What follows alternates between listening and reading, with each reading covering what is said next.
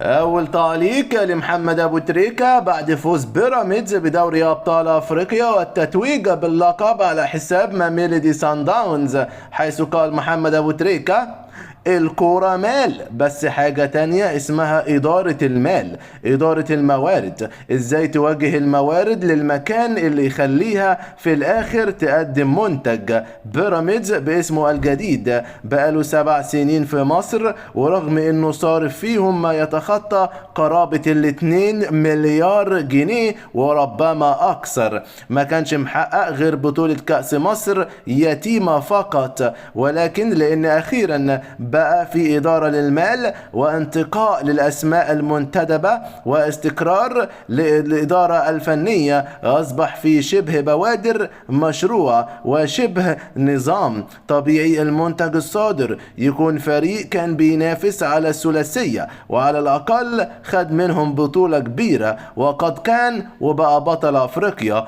بيراميدز حقق تاريخ كبير وأصبح رابع نادي مصري بيحقق دوري أبطال أفريقيا وخامس نادي مصري يحقق بطولة قارية. بيراميدز هيلعب سوبر أفريقي وهيلعب انتر كونتيننتال وهيلعب كأس العالم للأندية في 2029 مع الكبار. ده ثمار انك تزرع صح. مبروك ليهم، استحقوا. الكورة بتحبهم المرة دي لأنهم احترموها.